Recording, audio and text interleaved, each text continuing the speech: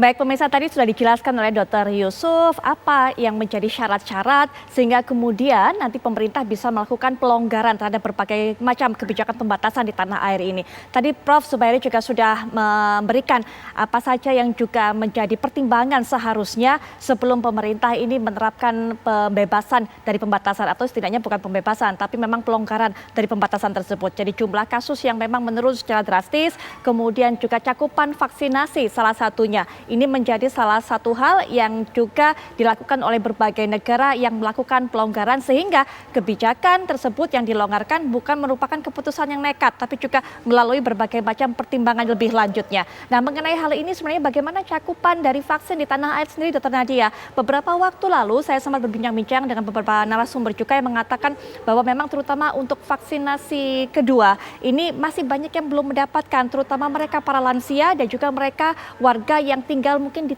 daerah 3T, jadi terluar kemudian juga terpencil. Nah, bagaimana hingga saat ini proses cakupan mengenai vaksin ini, Dr. Nadia?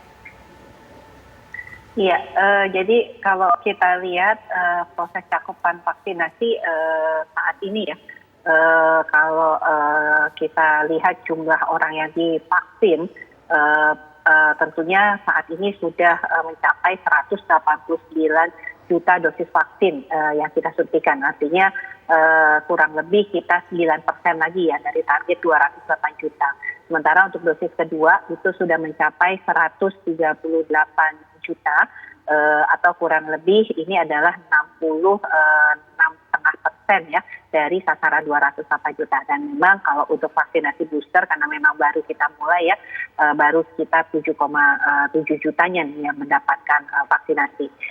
Di sisi lain memang kalau kita lihat vaksinasi untuk remaja itu juga sudah mencapai 92% untuk dosis 1, dosis 2-nya sudah 74%, dan anak-anak juga dosis 1 70% dan dosis keduanya 31%. Memang lansia ini yang tadi ya 74% dosis 1 dan baru 51% dosis keduanya atau 11 juta. Jadi memang kalau kita lihat dari cakupan provinsi saja ya, provinsi yang sudah mencapai cakupan lansia lebih dari 60% itu baru 4 provinsi ya. Dan kalau kita lihat jumlah provinsi yang mencapai cakupan vaksinasi untuk dosis umum 70% itu kalau kita lihat baru 7 provinsi. Jadi memang harus ada percepatan ya yang saat ini tetap kita lakukan menyelesaikan dosis 1, tetapi juga kita tahu bahwa dosis booster itu juga sudah kita mulai. Di samping saat ini bahkan kita sudah punya kebijakan ya, kalau yang untuk vaksinasi jarak dosis 1, dosis keduanya lebih 6 bulan, itu harus diulang lagi dari dosis pertamanya. Baik, nah mungkin di masa segmen terakhir mengenai perbincangan ini saya juga bisa mempersilakan kepada para narasumber lainnya yaitu Prof dan juga dokter untuk bisa memberikan tinjauan akhir agar jika nanti memang pemerintah ini memperlakukan pelonggaran dalam bentuk apapun, kebijakan apapun, ini bukan karena nekat tapi juga tadi ini merupakan kebijakan yang tepat untuk bisa menyeimbangkan antara pergerakan roda ekonomi dan juga pengendalian kasus corona di tanah air. Silakan Prof. Iya, jadi yang pertama memang kebijakan memang perlu sekali disesuaikan dengan kondisi pandemi dari hari ke hari dan itu telah dikerjakan oleh pemerintah dengan baik. Bahwa kebijakannya ganti-ganti memang memicu masyarakat untuk berpikir, wah ini kenapa nggak konsisten, namun memang sudah tepat. Nah, untuk yang tadi misalnya yang koreksi sedikit mengenai Jerman, tadi kan seolah-olah Jerman bagus sekali, mohon maaf.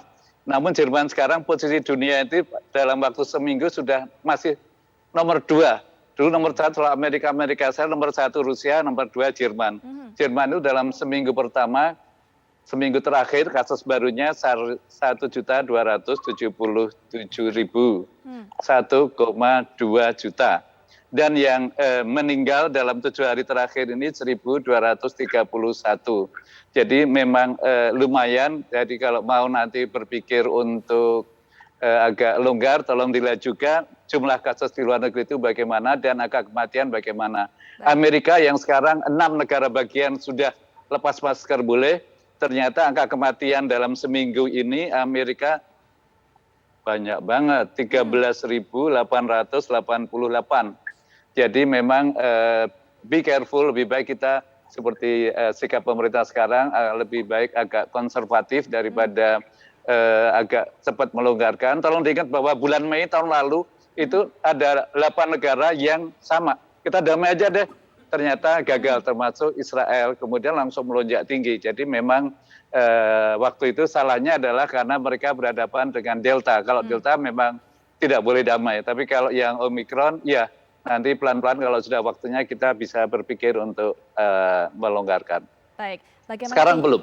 Sekarang belum, baik. Sekarang memang belum, tapi nanti mungkin ada masanya. Tapi apa tinjauan ataupun juga masukan untuk pemerintah sehingga nanti kebijakan pelonggarannya tidak terkesan nekat kalau memang sudah waktunya berdamai dengan virus Omikron ini, dokter? Ya, saya sependapat dengan Prof, guru saya.